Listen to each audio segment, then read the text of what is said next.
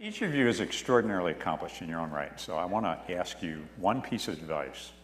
If someone came to you and said, give me some really good advice about starting a company, doing design, living a full life. So this is a wide open question. What's your best advice? Well, you know, we all are on this earth to do something, and we all have to find our purpose. And usually it's through our heroes that we see maybe some part of ourselves. And so for me, I really encourage students and various people who come up to me for advice.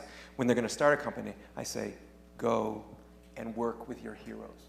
Go learn from them. There's so much, they need great, passionate people behind them to help them do what they do.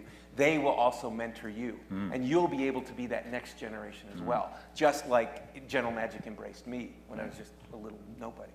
And so those, I think that's really, really important. That's how we stand on the shoulders of each generation, is but go by working with our heroes. Find your heroes. That's Thank you for that gift. Dave? I think my best advice, entrepreneurial advice, is to start. Wear sunscreen. Yeah, I think that most people, you know, I get a lot of young entrepreneurs, they come to me and they say, what do I do? I have this idea and I've been thinking about it for 3 years or 4 years or 10 years. And most people just don't start.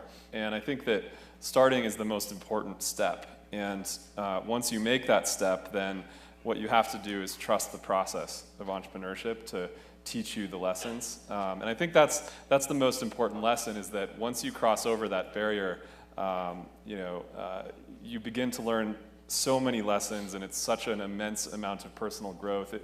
It's a totally different path, as it were, right? And I think that that's the most important thing, is that you start and then trust the process. Trust the force. Mike? Yeah. I really love both of those pieces of advice. I'll narrow mine around more about product, building great products. So especially for consumer markets. So I have something I call the mom test. And I always talk to our team about when you're sitting down at Thanksgiving and your mom asks, so what are you doing? What are you building?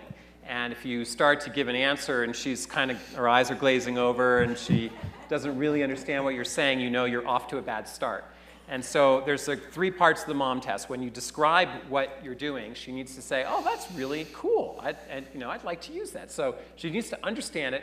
She needs to want to actually use it. And then she has to actually be able to use it. And if you think about it, there are very few products that pass all 3 of those tests.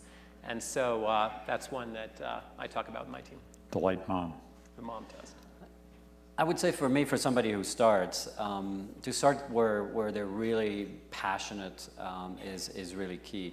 I mean, Tony and I used to go to, dance clubs and concerts and listening to music all the time. I mean, he was all about music, and so it's not surprising that you ended up, creating the iPod. I mean, you had it in your head for probably 10 years before it even came out. And I would say that's, just find what drives you, and and use the other 2 pieces of advice there, and you'll get there. If you do those 3 or 4 things, you're in good shape. Roadmap. Thank you, each of you, for those gifts. I'm going to remember them. Thank you. Thank you.